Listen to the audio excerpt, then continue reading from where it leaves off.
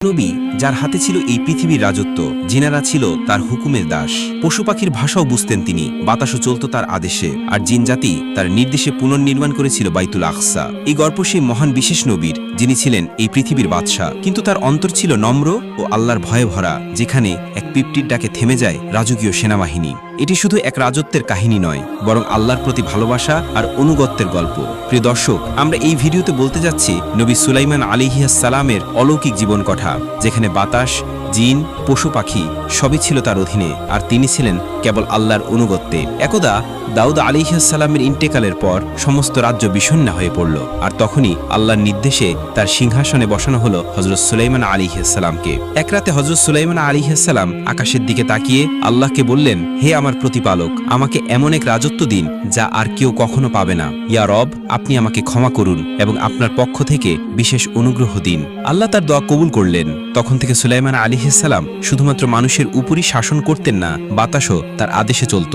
একদিনই তিনি তার সৈন্যদল নিয়ে বহুদিনের পথ বাতাসের মাধ্যমে পাড়ি দিতে পারতেন। জিনেরা তার জন্য প্রাসাদ বানাতো, সাগরের গভীরে ডুব দিয়ে রত্ন আনত, এমনকি তিনি পশু পাখিদের ভাষাও বুঝতেন। এমনই একদিন হযরত সুলাইমান আলাইহিস সালাম আল্লাহর আদেশে তার বিশাল সেনাবাহিনী নিয়ে সফরে বের হলেন। সেই সেনাবাহিনীতে ছিল মানুষ, জিন, পশু পাখি। সেনাবাহিনী এমন এক বিশাল ছিল যে তাদের আগমনের শব্দে পাহাড় কেঁপে উঠত। রাজ সিংহাসনে বসে হযরত সুলাইমান আলাইহিস সালাম তার সুশৃঙ্খল বাহিনীর গতি পর্যবেক্ষণ করছিলেন। পথে যেতে যেতে তার একসময় পৌঁছে গেলেন এক সবুজ গাছে ভরা উপত্যকায়, যেখানে ছোট ছোট গর্তে অসংখ্য পিপিলিকাদের এক রাজ্য ছিল। পিপিলিকার রাজা দূর থেকে হঠাৎ দেখতে পেল যে সুলাইমান আলাইহিস সালাম বিশাল বাহিনী নিয়ে ধেয়ে আসছেন। তখনই দায়িত্ববান সেই পিপিলিকার রাজা চিৎকার করে বলল, হে পিপিলিকার দল, তাড়াতাড়ি সবাই নিজ নিজ গর্তে আশ্রয় নাও, কেননা সুলাইমান আলাইহিস সালাম ও তার বাহিনী এদিকে এগিয়ে আসছে। তারা তোমাদেরকে না দেখে পদদলিত করে ফেলতে পারেন। সেই ছোট্ট পিপিলিকার সতর্কবার্তা স্পষ্টভাবে শুনতে পেলেন নবী সুলাইমান আলাইহিস সালাম। তিনি তখন আল্লাহর দরবারে মাথা নত করে বললেন, হে আমার প্রতিপালক, আমাকে এমন অন্তর দিন যাতে আমি সবসময় কৃতজ্ঞ থাকতে পারি। আপনি যে নিয়ামত আমাকে দান করেছেন তা যেন আমি উপভোগ করি সঠিকভাবে, এবং আমি যেন সৎকর্ম করতে পারি যা আপনি পছন্দ করেন। এরপর তিনি পিপিলিকার রাজাকে সম্মানের সাথে ডাকলেন এবং বললেন, হে পিপিলিকা, তুমি এত ছোট অথচ এত দায়িত্বশীল, তোমার কথা শুনে আমি মুগ্ধ। কিন্তু বলতো, তুমি কি সত্যি মনে করো আমি এমন একজন যে পশু পাখির ক্ষতি করব? পিপিলিকার রাজা বিনয়ের সাথে সামনে এসে দাঁড়িয়ে বলল, হে আল্লাহর নবী সুলাইমান, আমি আপনাকে কখনই জালিম ভাবিনি, বরং আমরা জানি আপনি প্রাণীদের সুরক্ষা দেন, তাদের অধিকার রক্ষা করেন। কিন্তু আমাদের রাজ্য এত ছোট যে আমাদের দেহ এত নাজুক, আমরা আপনার পায়ের নিচে না পড়েও পড়ে যেতে পারি। আমি কেবল আমার প্রজাদের নিয়ে উদ্বিগ্ন ছিলাম। যদি তাদের কোনো ক্ষতি হয় তবে আমি আল্লাহর কাছে দায়ী হব। আমার দায়িত্ব এই ছোট প্রাণীদের নিরাপদ রাখা, কারণ আমাকেও একদিন হিসাব দিতে হবে। প্রিয় দর্শক, আল্লাহ তাআলা কুরআনুল কারিমে এই আশ্চর্য ঘটনা আমাদের সামনে তুলে ধরেছেন, যা ঘটেছিল হযরত সুলাইমান আলাইহিস সালামের জীবনে। আল্লাহ বলেন, সুলাইমানের সামনে একত্রিত করা হলো তার বাহিনীকে, জিন, ইনসান এবং পক্ষীকুলকে, এবং তাদেরকে সুবিন্যস্ত করা হলো নানা দলে। যখন তার এক পিপিলিকার অধ্যুষিত এলাকায় পৌঁছালো, তখন এক পিপিলিকা বলল, হে পিপিলিকার দল, তোমরা দ্রুত নিজেদের গর্তে ঢুকে যাও, যেন অজ্ঞতা সুরে সুলাইমান ও তার বাহিনী তোমাদের পিষে না ফেলে। এই কথাটি শুনে নবী সুলাইমান আলাইহিস সালাম মৃদু হেসে উঠলেন। একটি ক্ষুদ্র প্রাণীর এমন দূরদর্শী তার নেতৃত্ব এবং গুণ প্রজ্ঞা তাকে অভিভূত করল। তিনি পিপিলিকার রাজার প্রতি গভীর শ্রদ্ধাবোধ অনুভব করলেন এবং তার সঙ্গে কথা বলতে উদ্যোগী হলেন। তিনি জিজ্ঞেস করলেন, তোমাদের পিপিলিকার বাহিনীর সংখ্যা কত? পিপিলিকার রাজা সম্মান বজায় রেখে উত্তর দিল, ধরা যাক আমাদের প্রধান সেনাপতির সংখ্যা 400। প্রতিটি সেনাপতির অধীনে রয়েছে 4000 সুবাদার, প্রতিটি সুবাদের অধীনে রয়েছে 40 জন হাকিম, এবং প্রতিটি হাকিমের অধীনে রয়েছে 40,000 ফৌজদার। এইভাবেই আমাদের সংগঠিত বাহিনী কাজ করে চলে। এই বিশাল সেনা কাঠামো শুনে সুলাইমান আলাইহিস সালাম মুচকি হেসে বললেন, তোমাদের রাজ্য তো দেখছি যথেষ্ট শক্তিশালী এবং সুবিন্যস্ত। আচ্ছা বলতো, তোমার রাজ্য ভালো নাকি আমার রাজ্য? পিপিলিকার রাজা বিন্দুমাত্র দ্বিধা না করে ধীর কণ্ঠে বলল, আমার রাজ্য আপনার চাইতে উত্তম, কারণ আপনার রাজ্য গড়ে উঠেছে জিনদের শ্রমে এবং বাতাসের সাহায্যে। এতে স্পষ্ট যে আপনি পরনির্ভরশীল, আর আমি কোনো বাহ্যিক সাহায্যের উপর নির্ভর করি না। আমার কোনো সিংহাসন নেই, নেই কোনো বাহ্যিক বাহিনীর সহায়তা। আমি নিজ শক্তিতেই নিজের রাজ্য পরিচালনা করি, এমনকি এক মুহূর্তের জন্য কারো উপর নির্ভর করি না। পিপিলিকার এই উত্তর হযরত সুলাইমান আলাইহিস সালামকে অভিভূত করে তুলল। তিনি অত্যন্ত প্রশংসার সুরে জিজ্ঞাসা করলেন, তোমার কথায় এত প্রজ্ঞা, এত যুক্তির ছাপ, এসব তুমি কোথায় শিখলে? পিপিলিকার রাজা তখন গভীর আত্মবিশ্বাসের সঙ্গে বলল, হে আল্লাহর নবী, যিনি আপনাকে এই বিশাল রাজত্ব, অসীম জ্ঞান ও প্রজ্ঞা দিয়ে পৃথিবীতে পাঠিয়েছেন, সেই মহান আল্লাহ তাআলাই আমাদেরও প্রয়োজন অনুযায়ী জ্ঞান দান করেছেন। তিনি কাউকে ছোট করে দেখেন না, প্রত্যেককে তাদের প্রয়োজন অনুযায়ী বুদ্ধি ও প্রজ্ঞা দান করেন। এই গভীর ও চিন্তাশীল কথাগুলো হযরত সুলাইমান আলাইহিসসালামের অন্তরে দারুণ প্রভাব ফেলল। তিনি বললেন, তুমি সত্যি অনেক জ্ঞানের অধিকারী হে পিপিলিকা। আমি চাই যদি কখনো আমার রাজ্য পরিচালনায় কোনো ত্রুটি তোমার চোখে পড়ে তবে কোনো দ্বিধা না করে আমাকে জানাও। পিপিলিকার রাজা তখন মাথা নিচু করে বিনয়ের সঙ্গে সম্মান জানিয়ে বলল, হে আল্লাহর খলিফা, আপনার মতো একজন মহান নবীর রাজ্য পরিচালনার ভুল ত্রুটি নিয়ে আলোচনা করা আমার মতো এক তুচ্ছ পিপিলিকার পক্ষে বেয়াদবির শামিল। আমি তো ধূলিকণার মতো ক্ষুদ্র, আর আপনি সেই বাদশা যার ছায়ায় সমস্ত সৃষ্টি আশ্রয় নেয়। তবুও আপনি যখন নিজ মুখে আমাকে অনুমতি দিয়েছেন এবং স্নেহ ও শ্রদ্ধার দৃষ্টিতে দেখছেন, তখন আমি সমালোচনা নয় বরং বিনীতভাবে স্মরণ করিয়ে দেওয়ার অভিপ্রায় কিছু কথা বলি। অতঃপর একটু থেমে পিপিলিকার রাজা গভীরভাবে চোখে চোখ রেখে আবার বলল, আপনি এক সময় আল্লাহ তাআলার দরবারে এই দোয়া করেছিলেন যে, হে আমার প্রতিপালক, আমাকে এমন এক রাজ্য দান করুন যা আমার পরে আর কারো জন্য উপযুক্ত না হয়। নিশ্চয়ই আপনি শ্রেষ্ঠ দাতা। হে আল্লাহর নবী, আপনি তো জ্ঞানের ভাণ্ডার, প্রজ্ঞার আলো। আপনি তো জানেন আল্লাহর রাজ্য সীমাহীন, তার দান ফুরায় না। তাহলে কেন এই দোয়া? যদি আপনার পরে কোনো একজন বান্দাকে আল্লাহ আপনার মতো কিংবা আপনার চেয়ে বড় রাজ্য দান করেন, তাহলে আপনার আপত্তির কারণ কি? একজন নবী কি ঈর্ষার আশ্রয় নিতে পারেন অথবা নিজ শ্রেষ্ঠত্ব চিরস্থায়ী করতে চান? আমি জানি না আমার কথাগুলো আপনাকে কষ্ট দেবে কিনা, কিন্তু আপনিই তো বললেন আমি যেন আপনার ভুল হলে স্মরণ করিয়ে দেই। আমি তাই করলাম, যেমন একজন প্রজার কর্তব্য রাজাকে সত্য স্মরণ করিয়ে দেওয়া। সুলাইমান আলাইহিসসালাম পিপিলিকার রাজার এই কথা শুনে কিছুক্ষণের জন্য নীরব হয়ে গেলেন। তারপর খুব ধীরে ধীরে তিনি বললেন, ভাই পিপিলিকার রাজা, তুমি যে গভীর উপলব্ধি নিয়ে আমার কাছে এসেছো তা আমি শ্রদ্ধার সঙ্গে গ্রহণ করি। যদি আমার মধ্যে আরও কোনো ভুল সিদ্ধান্ত বা অহংকারের চিহ্ন দেখতে পাও তবে বিনা দ্বিধায় আমাকে জানাও। আমি একজন আল্লাহর বান্দা, আমার দায়িত্ব হলো প্রতিনিয়ত নিজের আত্মা শুদ্ধ করা। পিপিলিকাদের রাজা নতস্বরে জবাব দিল, হে নবী, হয়তো আমার কথাগুলো আপনার হৃদয়ে সামান্য কষ্টের রেখা এঁকেছে, তবু আপনি নিজেই তো আমাকে প্রতিশ্রুতি দিয়ে বলেছিলেন যে সত্য বলতে ভয় করবে না। আমি সেই প্রতিশ্রুতির প্রতি বিশ্বস্ত থাকতে এসব বলছি। হে সুলাইমান আলাইহিসসালাম, আপনি যে বেহেশতের আংটি ধারণ করেছেন সেটির মাধ্যমেই তো আল্লাহ আপনাকে দিয়েছে আকাশচুম্বী ক্ষমতা। পূর্ব থেকে পশ্চিম, উত্তর থেকে দক্ষিণ সমগ্র দুনিয়া আপনার অধীন। জিন, পরী, মানুষ, দানব, পাখি, প্রাণী, এমনকি আগুন ও বাতাস পর্যন্ত আপনার আদেশ মানে। এই সব কিছুই তো সেই আংটির মুহূর্তে সম্ভব হয়েছে। এই আংটি আপনার নয়, এটি এক পবিত্র আমানত যা আল্লাহ আপনাকে সাময়িক সময়ের জন্য দিয়েছেন। কিন্তু প্রশ্ন হলো, হে নবী, আপনি কি এই অপার নিয়ামতের জন্য আল্লাহর দরবারে যথাযথ কৃতজ্ঞতা প্রকাশ করেছেন? আপনি তো জানেন কৃতজ্ঞতা শুধু মুখের শব্দ নয়, বরং অন্তরের গভীর অনুভব এবং কাজের মাধ্যমে তা প্রকাশ পাওয়া। আরও একটি বিষয় স্মরণ করিয়ে দিতে চাই, হে নবী, আল্লাহ যখন বাতাসকে আপনার অধীন করে দিয়েছেন তখন তা শুধু একটি অলৌকিক শক্তি নয়, তা ছিল এক শিক্ষা। বাতাস দেখা যায় না, ধরা যায় না, কোনো আকৃতিতে তাকে বাঁধা যায় না, তবুও তার উপস্থিতি আমাদের প্রতিটি মুহূর্তে অনুভূত হয়। এ বাতাস যেমন চুপিসারে আসে, তেমনি আবার এক ঝড়ের ঝাপটায় সব কিছু লণ্ডভণ্ড করে দিয়ে চলে যায়। এই বাতাসে আমাদের শেখায় পার্থিব্য সমস্ত শক্তি, রাজত্ব, গৌরব, দম্ভ সবই ক্ষণস্থায়ী। আজ আপনি শাসন করছেন, কাল মাটির নিচে শুয়ে থাকবেন। আজ আপনার গায়ে রাজকীয় পোশাক, কাল হয়তো শুধু এক সাদা কাফনের কাপড়ই আপনাকে ঢেকে রাখবে। বাতাসের মতো এই সমস্ত শক্তি চলে যাবে, মিলিয়ে যাবে, রয়ে যাবে শুধু সেই অনুভব আপনি কেমন ছিলেন আর কি রেখে গেলেন। পিপিলিকা রাজার এই সমস্ত কথা শুনে হযরত সুলাইমান আলাইহিসসালাম স্তব্ধ হয়ে গেলেন। তিনি পিপিলিকা রাজার কথায় মর্মাহত হলেও রাগান্বিত হলেন না, বরং তিনি নীরবে মাথা নিচু করে মাটির দিকে তাকিয়ে নিজের পথে চলতে শুরু করলেন। ঠিক তখনই পিপিলিকা রাজা তার ক্ষুদ্র কণ্ঠে শ্রদ্ধার সাথে ডাক দিলেন, হে আল্লাহর খলিফা, আপনি আমার দরজায় এসে খালি মুখে ফিরে যাবেন তা কি মানা যায়? আপনি তো সেই মহান নবী যিনি ধনী দরিদ্র নির্বিশেষে সকলের জন্য দয়ার বাতিঘর। আপনার প্রস্থানে আমার দরিদ্র রাজ্যেও দয়ার ছায়া পড়ুক। হে আল্লাহর নবী, আপনি কিছু মুখে দিয়ে যান। এই বিনয় ও ভালোবাসাপূর্ণ বাক্য শুনে হযরত সুলাইমান আলাইহিসসালাম হতভম্ব হয়ে পড়লেন। তখন পিপিলিকা রাজা তার সনদের আদেশ দিল, মানুষের উপযোগী কিছু নাস্তা নিয়ে এসো। অতঃপর পিঁপড়েরা ক্ষুদ্র ক্ষুদ্র কিছু খাদ্য এনে পেশ করল।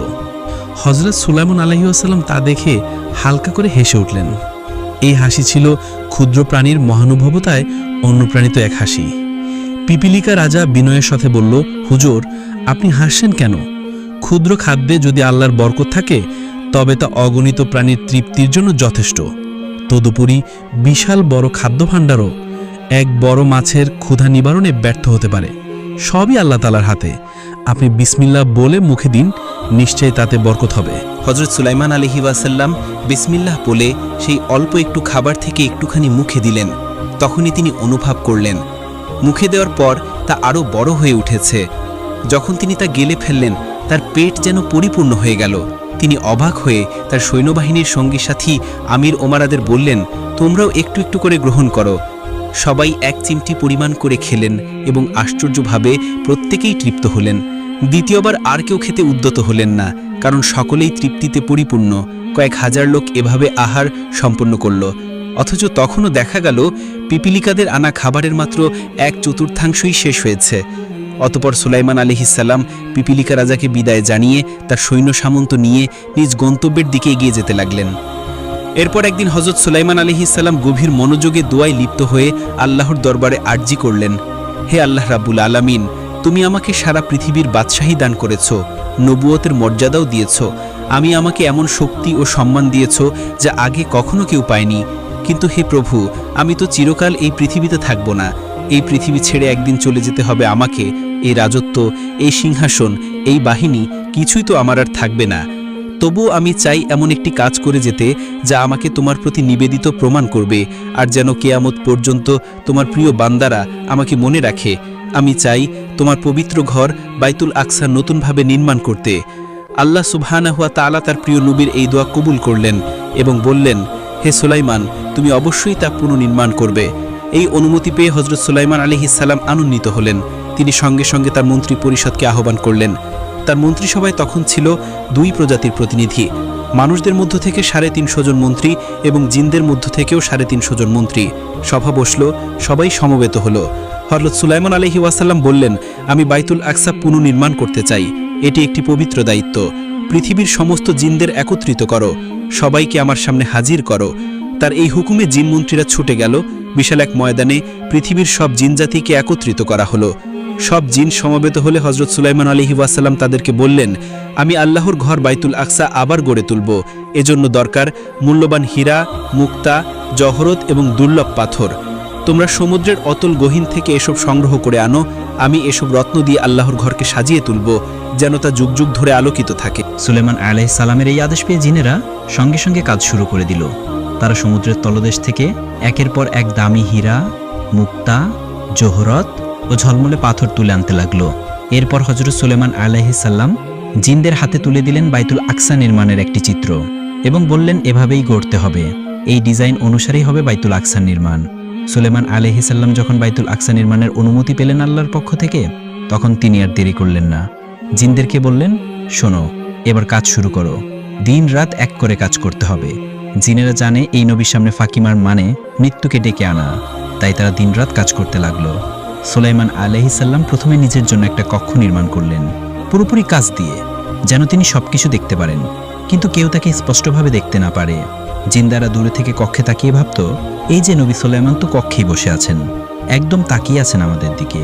আর সেই ভয়ে তারা সারাক্ষণ কাজ করে দিত, কারণ তারা জানতো সুলাইমান আলাইহিস সালাম এক মুহূর্তের জন্য কক্ষ থেকে বের হলেও তারা যদি বুঝে যায় তিনি নেই, তবে সঙ্গে সঙ্গে তারা কাজে ফাঁকি দেবে। জিন জাতি ছিল একটু অলস, একটু ছটফটে। তাদের শাসন না করলে ঠিকঠাক মতো কাজ হতো না। কিন্তু নবী সুলাইমান আলাইহিস সালাম ছিলেন কড়া, ন্যায়পরায়ণ এবং ক্ষমতাবান। তার ভয়ে তারা দিন রাত বাইতুল আকসা নির্মাণের কাজ করে যাচ্ছিল। দিন যায়, রাত যায়, এমনি করে মসজিদুল আকসার কাজ প্রায় শেষের পথে। 3 ভাগের 2 ভাগ প্রায় সম্পন্ন। এমন সময় হঠাৎই সুলাইমান আলাইহিস সালামের সামনে হাজির হলেন একজন অতিথি। তিনি জিজ্ঞাসা করলেন, কে তুমি? সামনে দাঁড়িয়ে থাকা ব্যক্তিটি বললেন, আমি আল্লাহর ফেরেশতা মালাকুল মাউত, আজরাইল। আল্লাহর আদেশে আমি আপনার জান কবজ করতে এসেছি। সুলাইমান আলাইহিস সালাম কিছুক্ষণ চুপ থাকলেন, তারপর ধীরে ধীরে বললেন, তুমি জানো বাইতুল আকসার কাজ এখনো শেষ হয়নি। জিনেরা এখন রাত দিন কাজ করছে। যদি তারা জেনে যায় আমি আর নেই, তবে ওরা আর এক মুহূর্ত কাজ করবে না। 3 ভাগের 2 ভাগ হয়েছে আর 1 ভাগ বাকি। ভাই আজরাইল, একটু সময় দাও আমাকে। আজরাইল বললেন, হে নবী, আমি ক্ষমতাহীন, আল্লাহর আদেশ মানতেই হবে, সময় দিতে পারি না। সুলেমান আলাইহিস সালাম হতভাবে বললেন, ভাই আজরাইল, আমি তো নিজের জন্য সময় চাইছি না, আর না আমার রাজত্বের জন্য, সিংহাসনের জন্যও না, আমার স্ত্রী পুত্রদের জন্যও না। আমি কেবল চাই আল্লাহর ঘরটা সম্পূর্ণ হোক, বাইতুল আকসা যেন পূর্ণ হয়। আমি শুধুমাত্র এই একটি কাজ শেষ করে যেতে চাই, যাতে কিয়ামত পর্যন্ত মানুষ আমাকে স্মরণ করে। আজরাইল আলাইহিস সালাম শান্ত কণ্ঠে বললেন, আপনি যদি কিছুটা সময় চান তাহলে আল্লাহ রাব্বুল আলামিনের কাছে দোয়া করুন। তিনি যদি অনুমতি দেন, আর আমাকেও যদি সে অনুমতি দেন, তাহলে আমি ফিরে যাব। হযরত সুলাইমান আলাইহিস সালাম চোখ বন্ধ করে ধীরে ধীরে 2 হাত তুলে দোয়া করলেন, হে আমার প্রভু, হে আমার প্রতিপালক, তুমি যদি চাও আমি এখনই এই দুনিয়ার মায়া ছেড়ে চলে যাব, আর কোনো আপত্তি নেই আমার, কিন্তু আমি তোমার ঘর মসজিদুল আকসা পুনর্নির্মাণের জন্য কিছুটা সময় চাই। হে রব, তুমি তো জানো এই কাজ চলছে জিনেদের দ্বারা, তারা আমার উপস্থিতির ভয় দিনরাত খেটে চলেছে। এখন যদি আমি চলে যাই, তারা কাজ বন্ধ করে দিবে, মসজিদের কাজ অপূর্ণ থাকে যাবে। তাই হে রব, আমাকে সামান্য একটু সময় দাও, শুধুমাত্র এই একটি কাজ আমাকে শেষ করে নিতে দাও। আল্লাহ তাআলা সাড়া দিলেন, হে আমার নবী সুলাইমান, আমি এই পৃথিবীর সৃষ্টি শুরু থেকে আজ পর্যন্ত কাউকে অতিরিক্ত সময় দেইনি, এটা আমার বিধানের বাইরে। আমার সিদ্ধান্তে মালাকুল মাউত যার দরজায় যাবে, সে কখনোই খালি হাতে ফিরবে না। আল্লাহ এর কথা শুনে হযরত সুলাইমান আলাইহিস সালাম মাথা নিচু করে বললেন, হে আল্লাহ, আমি সন্তুষ্ট, আপনি যেটা ভালো মনে করেন সেটাই হোক। তবে একটি প্রশ্ন, আমার মৃত্যুর পর কি মসজিদুল আকসার কাজ সম্পন্ন হবে না? আল্লাহ তাআলা স্নেহভরা কণ্ঠে বললেন, হে সুলাইমান, চিন্তা করো না, এই দায়িত্ব এখনও আমি আল্লাহ নিয়ে নিলাম। তোমার মৃত্যুর পরও এই কাজ শেষ হবে, জিন জাতিরাই এই কাজ সম্পন্ন করবে তাদের অজান্তেই। আল্লাহ এই আশ্বাসে সুলাইমান আলাইহিস সালাম নিশ্চিন্ত হলেন। তিনি ধীরে ধীরে সেই কাচের কক্ষে প্রবেশ করলেন, একটি লাঠিতে ভর দিয়ে দাঁড়ালেন আর চোখে চোখ রেখে তাকিয়ে থাকলেন জিনদের দিকে, যেন তিনি এখনও বেঁচে আছেন, নজর রাখছেন সব কিছুর ওপর। এরপর মালাকুল মউত সুলাইমান আলাইহিস সালামের জান কবজ করে নিলেন। সুলাইমান আলাইহিস সালামের ইন্তেকাল হয়ে গেল। এখানে একটা কথা বলে রাখি, নবীদের একটা বিশেষ মুজজা আছে, আর তা হলো আল্লাহ তাদের দেহ পবিত্র ও অক্ষত অবস্থায় রাখেন। সুলাইমান আলাইহিস সালাম তখনও লাঠিতে ভর দিয়ে সেই জিনদের দিকে তাকিয়েছিলেন। অন্যদিকে জিনেরা ভাবতে লাগলো, আমাদের বাদশা তো চোখে চোখ রেখে আমাদের দেখছেন, কোনোভাবেই কাজে থেকে ফাঁকি দেওয়া যাবে না, একটু গড়িঞ্চি করলে তো কঠিন শাস্তি আসবে আমাদের ওপর। এই ভয়ে তারা রাত দিন হাড় ভাঙা পরিশ্রম করে চলল, আর এভাবেই বাইতুল আকসার কাজ পরিপূর্ণভাবে শেষ করল তারা। কিন্তু তারা এখনো জানে না যে সুলাইমান আলাইহিস সালাম আর এই দুনিয়াতে নেই। এদিকে খুব ছোট্ট একটা পোকা, ঘুনে পোকা, যে চুপি চুপি কাজ করে চলছে, সে আস্তে আস্তে সুলাইমান আলাইহিস সালামের লাঠি খেতে লাগলো। তিল তিল করে একটা লাঠি খুঁড়ে খুঁড়ে খেতে তার সময় লেগে গেল পুরো 1 বছর। অবশেষে যখন লাঠির নিচের অংশ একেবারে শেষ হয়ে গেল, তখন সুলাইমান আলাইহিস সালামের ভার ধরে রাখতে আর পারল না সেই লাঠি। তখনই তিনি ধপ করে মাটিতে পড়ে গেলেন। এই দৃশ্য দেখে জিনাদের তো মাথা খারাপ, তারা তড়িঘড়ি করে দৌড়ে এলো, কি হলো আমাদের বাদশার, এভাবে হঠাৎ পড়ে গেল কেন? তারা এসে দেখলো তিনি আর নেই।